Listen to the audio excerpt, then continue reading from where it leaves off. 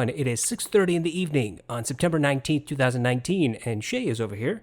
She is just curious what we're doing. What we're doing, as you know from the title of this video, is that we are testing the Beyerdynamic DT1990 Pro, specifically regarding the mids. We did the bass test yesterday, now we're doing the mids, and what we want to know is, how do the mids sound? Does the bass interrupt the mids in any way? Is it too sparkly? Do the mids sound natural, as I've heard it before in more neutral sounding headphones like the Audio S4R? Or is there an actual difference? Like, is there a Beyerdynamic signature sound? And the Beyerdynamic signature sound, from all my experience, has been really dry and steely and way too analytical for some people. So let's just jump right into it. The songs we're going to test today are Want You Back by Haim, When You Walk Into the Room by Vic and Gab, and Why Am I Like This by Orla Gartland. And these are all available on my test playlist, which is on Spotify. And if you are if you are following along, if you use this test playlist, if you're interested in the test playlist, the link is in the description below, so you can go ahead and follow it. Here we go. We are starting with Want You Back. The headphones are currently plugged into the Monolith THX desktop, negative 24 decibels. No harshness whatsoever. I'm going to increase the volume. It's a comfortable volume to listen to at negative 24, but I'm going to increase it. We are at negative 18, and this is very loud. Loud enough that I can barely hear myself. Good separation of the vocalists. So there's three vocalists. The primary vocalist is dead center. She's very crystal clear. And the two backup vocalists clearly separate left and right. So you hear all three at the same time with their different tonalities. The piano and the guitar are not interfering in any way with the tonalities of these three vocalists. The drum is not particularly emphasized, so it's not interfering with anything. So the bass is not interfering with the mids. I'm going to increase the volume again. Now we're at negative 15. I wouldn't say it's smooth, but it's not harsh either. So it's somewhere in the middle ground. Smooth would be something like the ZMF Aeolus, which is really, really smooth sounding. But with the Beyerdynamic, it's more dry, it's more analytical sound. So you hear the nuances in the vocalist. You can hear her dragging the back of her throat through the song. You can hear the graveliness in her voice. And you can clearly hear the separation amongst the three vocalists. Let me increase the volume again. And now at negative 10 decibels, I can't hear myself at all. And I can still very clearly hear all three vocalists. Although the backup vocalists aren't front and center, they're probably, if on the soundstage, probably 4 or 5 steps behind the primary vocalist. The guitar and the piano are probably in line with the backup vocalist, and the bass is somewhere in the background. You're not listening to the drum. Overall, it's an excellent reproduction of this song. Very clean, precise, fast, and it's not as analytical as I thought it might be. Now, what I mean by analytical is sharp, a lot of treble energy, tremendous amount of harshness in the vocals, and I'm not getting that. Even when plugged into a THX certified, well, not THX certified, but THX chip amp DAC like the Monolith, it doesn't sound harsh. I mean, it's not the smoothest sound I've ever heard from a headphone. The Aeolus would probably be the smoothest I've ever heard, but it's by no means harsh.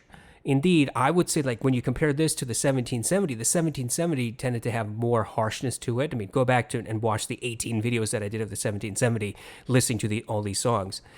And the 1990 is much more subdued, much more in control of all that energy. Very nice to listen to, in my opinion. Okay, so now let's go to When You Walk Into the Room by Vic and Gab. The volume is back down to negative 20 decibels. Here we go.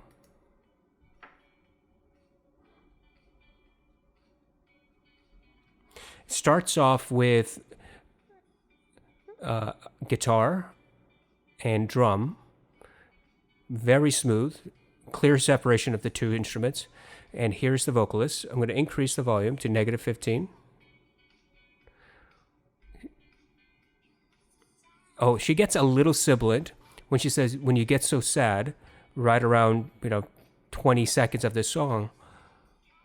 The higher the volume goes, she becomes more and more sibilant the more volume you increase. But it's not ear piercing. There's just a lot of energy there. Her voice is otherwise pretty smooth, despite that harshness. Clear separation of the drum, the guitar, the bass instrument that's playing, which is separate from the drum. There's like this kind of electric buzz thing going on in the really sub bass, and then her vocal. You can hear all of those things separately. And I can also hear the backup vocalist. When she comes in, you can definitely hear that other tonality. So both of them you can hear when they're singing.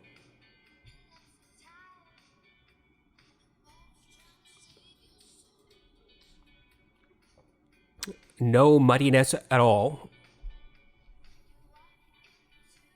The drum does not interfere, the bass does not interfere with the mids in any way. And except for that beginning portion of the song where she becomes sibilant, since then, I don't hear any real sibilance in her voice. A lot of energy. I mean, if you keep pumping the volume, you keep increasing the volume, you will probably find sibilance. I mean, ear-piercing sibilance. But so far, at negative 11.5 decibels, it sounds quite acceptable.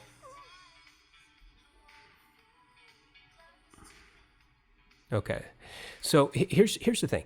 This song, again, it's not quite analytical, but it's also not overly smooth like the Aeolus.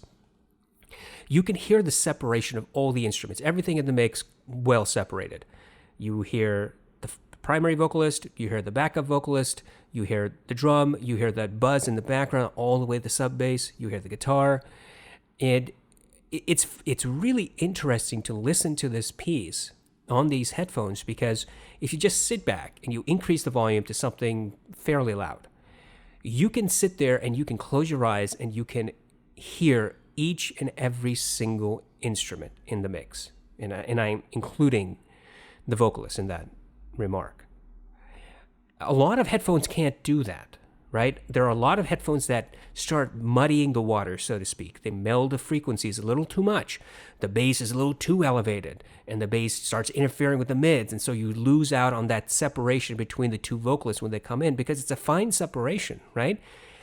They're trying to sing in harmony, and when you're trying to sing in harmony, you're trying to make your voices sound as similar as possible. Now, it's very difficult to sound exactly the same, obviously, if at all possible, but when you're trying to sing in harmony and you have the bass that starts interacting and starts melding, that separation gets lost. It's happened often, all the time, with headphones that aren't as good at separation and with amp decks that simply can't do it because their bass is elevated. They're warmer sounding. For example, the Black Label from iFi or the Mojo from Chord. So this is a good middle ground. Not hyper extended like, say, the HD800S, which has significant amount of air and just detail and width and depth and separation and verticality. I mean, all sorts of stuff. Not that at all. It's the middle ground. It's, you hear the separation. You hear the tonalities. You hear the separate instruments, each and every single one. And that's fantastic. I could not be happier to listen to the 1990 on this song and Want You Back. Now, it's not the most detailed so far. Like I said, the king of detail in my book so far out of all my headphones is the HD800S. There is nothing that comes close enough to that at this point. But the 1990 provides you that type of detail. Right? You get that type of separation and clarity. Definitely clarity, if nothing else. All right, so let's go to Why Am I Like This by Orla Gartland. Now, Orla Gartland's song is a bit more acoustic. So she plays the guitar for the vast majority of the song and sings. There's not any, bass and manufactured electronic stuff that goes on in her song, which is a very good litmus test to figure out, okay, how does the vocals by themselves, or nearly by themselves, sound? Here we go. You hear the guitar, no harshness, not trebly at all, very smooth. Her voice is very detailed, clear, crystal clear. There's a bit of treble energy in her voice with the sibilants, but still not ear-piercing. I'll increase the volume a little bit more. We're at negative 11.5 right now. Now at negative 8.5. Still no harshness, no treble, peakiness. The energy is there. You can feel it as she's singing, that if you keep increasing the volume, you can get these headphones to start hurting your ears. But so far, very clean and clear. Now you have a little bit of the drum that comes in. Clear separation between the drum, and it's a very mellow drum. Clear separation of the drum and her voice. Her voice is crystal clear, dead center ahead of the instrument.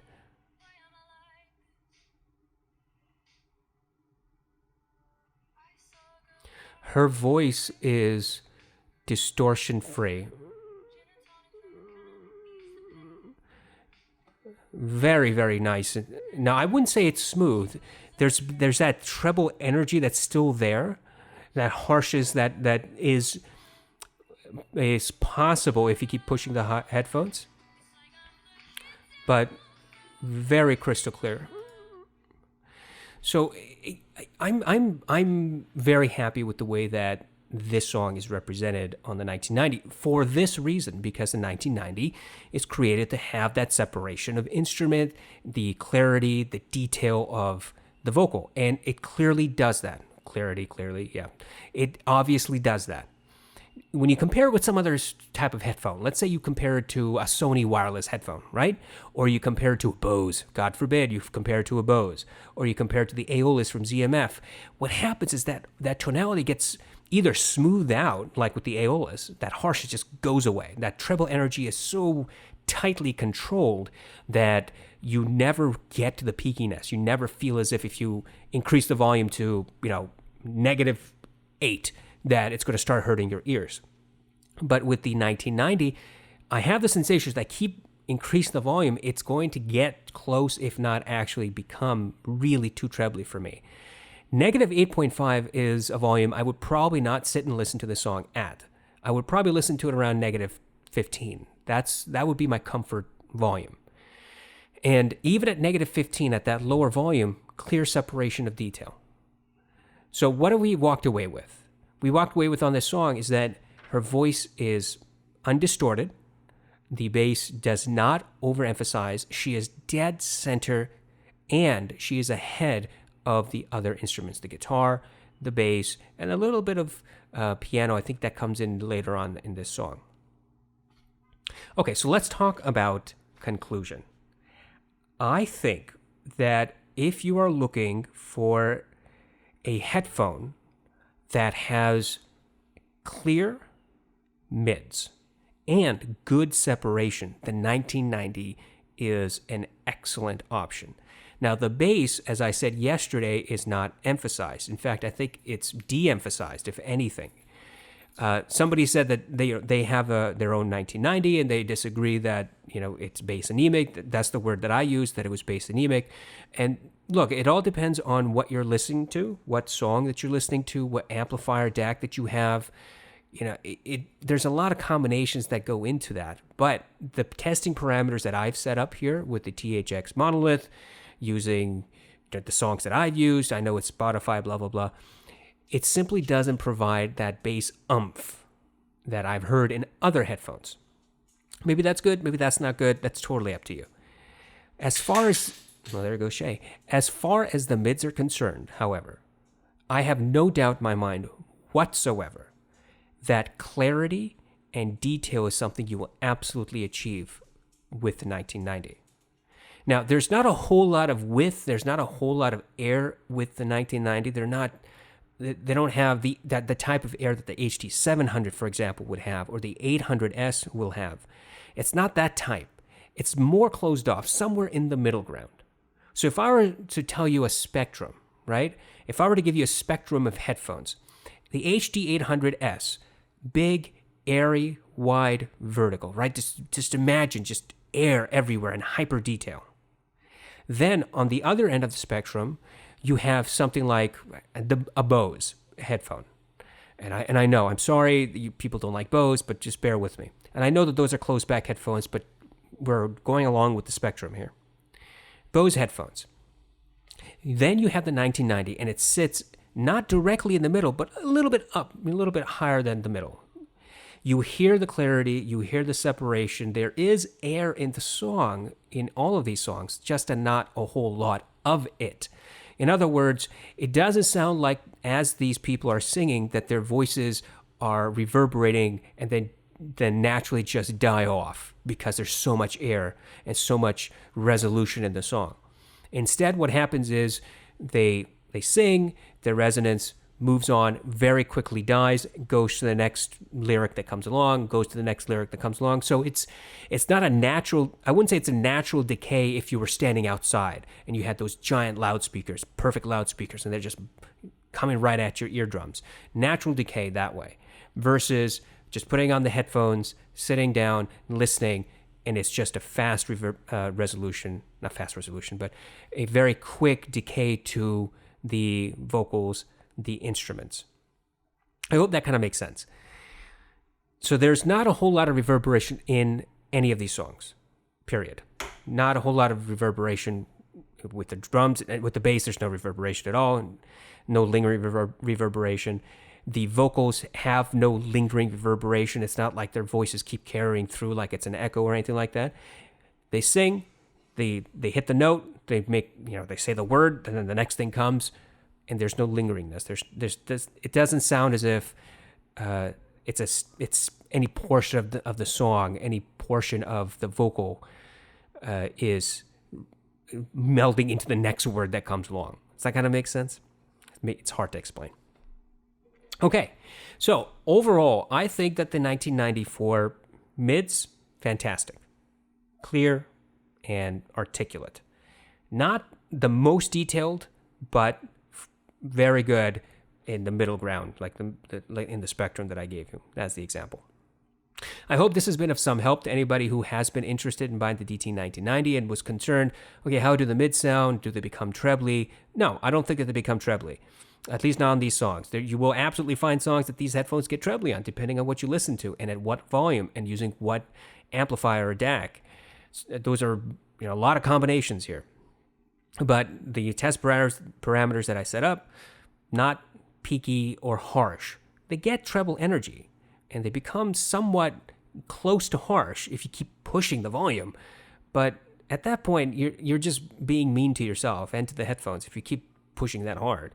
You're not listening to the song for enjoyment. You're trying to, either break your eardrums or break the headphone. At least that's my opinion. If you found this helpful, if you enjoy any of my content, then I would please ask you to consider donating to my channel on Patreon. I currently have 6 really wonderful, giving, generous patrons who give a little bit of their money once a month, every month, so that they can help keep this channel going. And I truly appreciate each and every one of them. Thank you so much. If you are not a patron but are interested in helping this channel go forward, then please visit my Patreon page. For just a couple of bucks a month, you can help me keep moving forward, helping me save up money to buy more items that I can review for you so that I can give you true, honest opinion and thorough reviews. If you are a viewer but not a subscriber, hey, maybe you'll consider subscribing, because I love getting new notifications every day that I've got one more subscriber. We are well over 430 now, and I just really want to get to that 500 as soon as I possibly can, because that'll be a huge milestone for my channel. Finally, If you have any comments, please leave them in the comment section below. Or if you have a request for me to review a particular product that I currently have in my lineup, please look at the description below. There is a review request form. Follow that link, and you will be able to submit a request. And I will get to it as soon as I possibly can. I hope all of you have a wonderful night. Take care of yourselves. And hey, look, the weekend is almost here. And I hope you have a great evening. Take care.